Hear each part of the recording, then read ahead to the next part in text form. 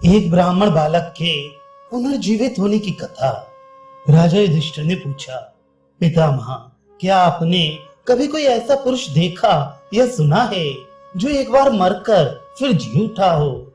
भीष्म जी बोले, राजन, पूर्व काल में नैमिषारण्य क्षेत्र में गृध्र और गीदड़ के संवाद रूप से एक घटना हुई थी, वह तुम सुनो। एक बार किसी ब्राह्मण का बड़ी कठिनता से प्राप्त हुआ सुंदर बालक बाल्यावस्था में ही चल बसा। तब उसके कुछ संबंधी शोक से रोते बिलखते उसे लेकर शमशान में गए। वे बालक को हृदय से लगाकर अत्यंत करुण क्रंदन करने लगे। उन्होंने उसे पृथ्वी पर रख तो दिया, किंतु वहां से लौटने का साहस न कर सके। उनके रोने का शब्द सुनकर वहां एक गृध्र आया और उनसे कहने लगा, अब तुम अपने इस एकमात्र बालक को छोड़कर चले जाओ, व्यर्थ विलंब मत करो। जो लोग अपने मृतक संबंधियों को लेकर शमशान में आते हैं और जो नहीं आते, उन सभी को अपनी आयु समाप्त होने पर संसार से कूच करना ही पड़ता है। ये शमशान भूमि गृध्र और गीदड़ों से भरी हुई है। इसमें सर्वत्र नरकंकाल दिखाई पड़ रहे हैं, इसलिए ये सभी प्राणियों के लिए भयावह है। आप लोगों को यहाँ अधिक नहीं ठहरना चाहिए। प्राणियों की गत ऐसी ही है कि एक बार काल के गाल में पड़ जाने पर फिर कोई जीव लौटता नहीं। इस मृत्यु लोक में जो भी जन्मा है उसे एक दिन अवश्य मरना होगा। देखो, अब सूर्य भगवान अस्ताचल के आंचल में पहुंच चुके हैं, इसलिए इस बालक का मोह छोड़कर तुम अपने घर लौट जाओ। युधिष्ठिर उस गिद्ध की बातें सुनकर वे सब लोग बालक को पृथ्वी पर लिटाकर वहां से रोते बिलखते चलने लगे। इतने ही में एक काले रंग का गीदड़ अपनी मांद में से निकलकर वहां आया और उनसे कहने लगा, मनुष्य, वास्तव में तुम बड़े स्नेह शून्य हो। अरे मूर्खों, अभी तो सूर्यास्त भी नहीं हुआ, इतने डरते क्यों हो? कुछ तो स्नेह निभाओ।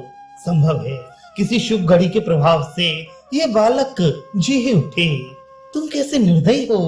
तुमने पुत्र स्नेह को तिलांजलि देकर इस नन्हे से बालक को पृथ्वी पर कुशा बिछाकर सुला दिया है और उसे इस भीषण शमशान में छोड़कर जाने को तैयार हो गए हो। क्या इस बच्चे में तुम्हारा कुछ भी स्नेह नहीं है? देखो, पशु पक्षियों का अपने बच्चों पर कैसा स्नेह होता है।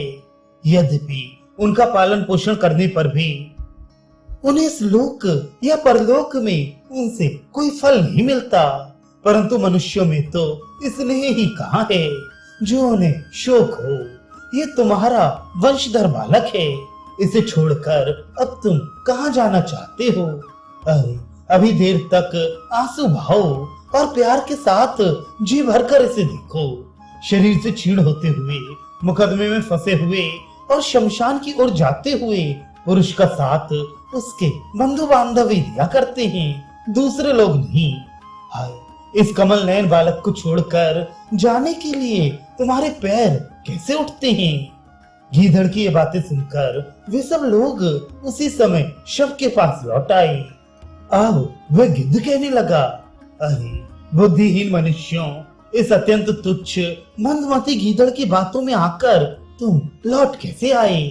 धोते काट के समान इस पंचभूतों के छोड़े हुए चेष्टाहीन शरीर के लिए तुम शोक क्यों करते हो? अब तुम तीव्र तपस्या में लग जाओ, उससे तुम्हारे सब पाप नष्ट हो जाएंगे। देखो, तपस्या के प्रभाव से सब कुछ मिल सकता है। व्यर्थ विलाप करने में क्या रखा है? धन, गौ, सोना, मणि, रत्न और पुत्र, सबका मूल तप ही है। तप ही से ये सब चीजें मिल सकती हैं। मनुष्य अपने पूर्व जन्म के कर्मों के अनुसार ही सुख दुख को लेकर जन्मता है। पिता के कर्मों से पुत्र और पुत्र के कर्मों से पिता बंधा हुआ नहीं है। सब अपने अपने पाप पुण्यों से बंधे हुए हैं और अंत में इस मृत्यु मार्ग से ही जाते हैं। अतः तुम प्रयत्न पूर्वक धर्म का आचरण करो, अधर्म में मन मत ले जाओ। तथा देवता और ब्राह्मणों के साथ समयानुसार बर्ताव करो, शोक और दीनता छोड़ दो, पुत्र की मोह ममता से दूर हो जाओ, इसे यही खुले मैदान में छोड़कर चले जाओ। देखो कोई कैसा ही प्यारा हो, यहाँ छोड़कर फिर किसी के बंधु बांधव इस स्थान पर अधिक देर नहीं ठहरते। उन्हें अपने स्नेह बंधन तोड़कर आंखों में आंसू भरे लौटना ही होता है।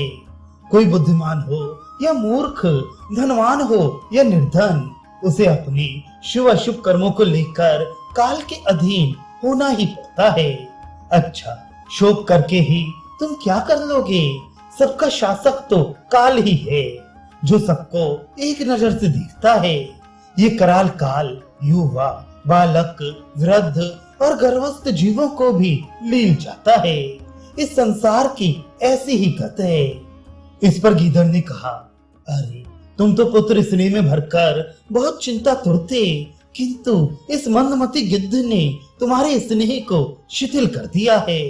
इसी से उसकी सरल, युक्ति युक्त और विश्वसनीय सी जान पड़ने वाली बातों में आकर तुम लोग स्नेह को तिलांजलि देकर घर लौटने के लिए तैयार हो गए हो।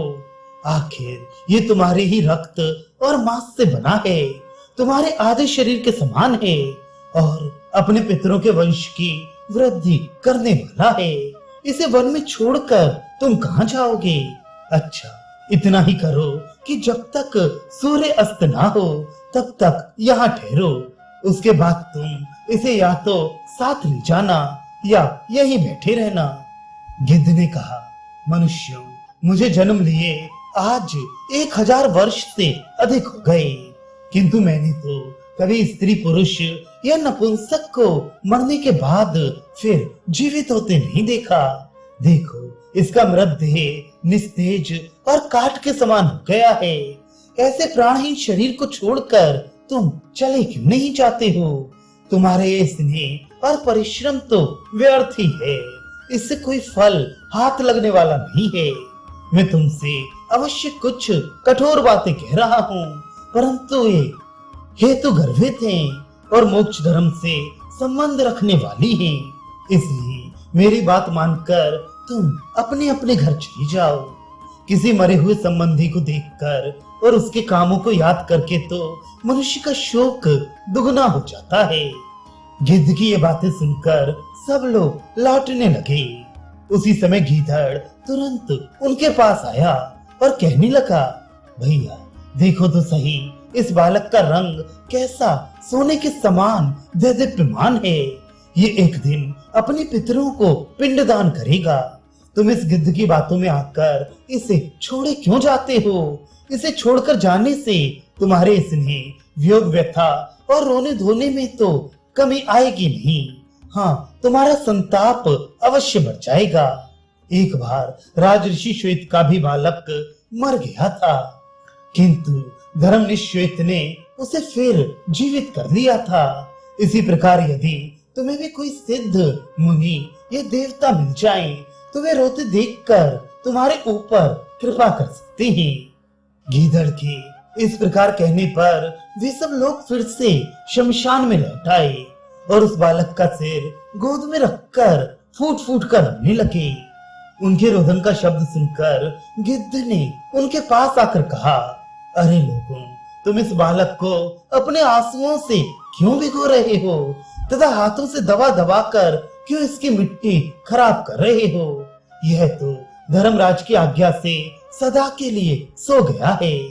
जो बड़े भारी तपस्वी, धनी और बुद्धिमान होते हैं, उन्हें भी मृत्यु के हाथों में पड़ना ही होता है और अंत में उन्हें भी इस शमशान भूमि में ही आश्रय मिलता है। अतः बार बार लौटकर शोक का बोझा सिर पर धारण करने से कोई लाभ नहीं है। अब इसके पुनर्जीवन की कोई आशा नहीं है। जो व्यक्ति एक बार देह से नाता तोड़कर मर जाता है, वह फिर उसी शरीर में नहीं आ सकता।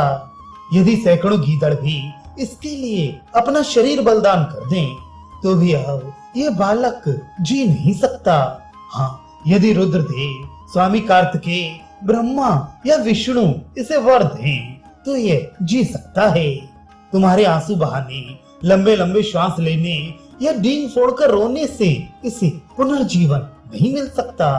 अतः बुद्धिमान पुरुष को अप्रिय आचरण, कटु भाषण, दूसरों के साथ द्रोह, अधर्म और असत्य का दूर से ही त्याग कर देना चाहिए तथा धर्म, सत्य, शास्त्र ज्ञान, न्याय, सर्वभूत दया, अकुटिलता और सृजनता आदि गुणों का प्रयत्न पूर्वक संपादन करना चाहिए। अब मर जाने पर इस बालक के लिए रो रो कर तुम क्या कर लोगे? गिद्ध के ऐसा कहने पर वे उस बालक को वही पृथ्वी पर पड़ा छोड़कर रोते बिलखते घर लौटने लगे। इसी समय गीदड़ से कहने लगा, अरे तुम्हें धिक्कार है, तुम इस गिद्ध की बातों में आकर बुद्धिहीनों की तरह पुत्र स्नेह को तिलांजलि देकर कैसे जा रहे हो? ये गिद्ध तो बड़ा पापी है। इसकी बात मानकर तुम इस रूपवान और कुल की शोभा बढ़ाने वाले बालक को छोड़कर कहां जाओगे? मैं सच कहता हूँ, मुझे अपने मन से तो ये बालक जीवित ही जान पड़ता है। इसका नाश नहीं हुआ है। इसे छोड़कर तुम सुख नहीं पा सकोगे। देखो, तुम्हारी सुख की घड़ी समीप ही है। निश्चय रखो, सुख तुम्हें अवश्य मिलेगा। गिद्ध बोला, ये वन्य प्रदेश प्रेतों से भरा हुआ है। इसमें अनेकों यक्ष राक्षस रहते हैं, इसलिए ये बहुत ही भयानक है। तुम इस शव को यहाँ छोड़कर सूर्यास्त होने से पहले ही इसका क्रियाकर्म कर दो। इस भयानक स्थान में जो जीव रहते हैं वे सभी विकराल कलेवर वाले और मांसाहारी हैं। रात में वे तुम्हें तंग करेंगे। ये वन्य भूमि बड़ी डरावनी है। यहाँ ठहरने से तुम्हें भय लगेगा। इस बालक का शरीर तो अब काठ के समान निष्प्राण है। तुम इसे छोड़कर चले जाओ। गीदड़ ने कहा, ठहरो ठहरो, जब तक सूर्य का प्रकाश है तब तक यहाँ किसी प्रकार का खटका नहीं है। उस समय तक तो तुम स्नेह पूर्वक इस बालक को देखते हुए यहीं रहो और यथेच्छ विलाप करो। यदि तुम इस गिद्ध की कठोर और घबराहट में डालने वाली बातों में आ जाओगे तो इस बालक से हाथ धो बैठोगे। भीष्म जी कहते हैं, राजन, वे गिद्ध और गीदड़ दोनों ही भूखे थे, परंतु उनमें से गिद्ध तो यही कहता रहा कि अब सूर्य अस्त हो गया है और गीदड़ ने यही कहा कि अभी अस्त नहीं हुआ। वास्तव में वे दोनों ही अपना अपना काम बनाने पर तुले हुए थे। दोनों ही ज्ञान की बातें बनाने में कुशल थे, इसलिए उनकी बात मानकर वे कभी तो घर जाने को तैयार होते और कभी फिर रुक जाते। अपना काम बनाने में कुशल गिरद्र और गीदड़ ने उन्हें चक्कर में डाल दिया और वे शोकवश रोते हुए वहीं खड़े रहे। इसी समय श्री पार्वती जी की प्रेरणा से उनके सामने भगवान शंकर प्रकट हुए। उन्होंने उनसे वर मांगने को कहा। तब सभी लोग अत्यंत विनीत और दुखित होकर बोले, भगवान, इस एकमात्र पुत्र के वियोग से हम मृतक से हो रहे हैं और पुनः जीवन लाभ करने के लिए आतुर हो रहे हैं। अतः आप इस बालक को जीवन दान देकर हमें मरने से बचाइए। जब उन लोगों ने आंखों में आंसू भरकर भगवान से ऐसी प्रार्थना की तो उन्होंने उसे जीवित कर दिया और 100 वर्ष की आयु दी तथा उन गिरद्र और गीदड़ की भी भूख मिट जाने का वर दे दिया। ऐसा वर पाकर उन्होंने भगवान को प्रणाम किया और वे सभी बड़े हर्षित और कृतकृत्य होकर नगर की ओर चले गए। राज, यदि कोई व्यक्ति दृढ़ निश्चय के साथ किसी काम के पीछे लगा रहे, उससे ऊबे नहीं, तो भगवान की कृपा से शीघ्र ही उसे सफलता मिल सकती है। देखो, भगवान शंकर की कृपा से उन दुखी मनुष्यों ने सुख प्राप्त कर लिया और बालक को पुनर्जीवन मिलने से वे बड़े ही चकित और आनंदित हुए तथा उसे लेकर बड़े चाव से नगर में चले आए। जो पुरुष धर्म, अर्थ और मोक्ष का मार्ग प्रदर्शित करने वाले इस आख्यान को सुनता है, वे इस लोक और परलोक में निरंतर सुख पाता है।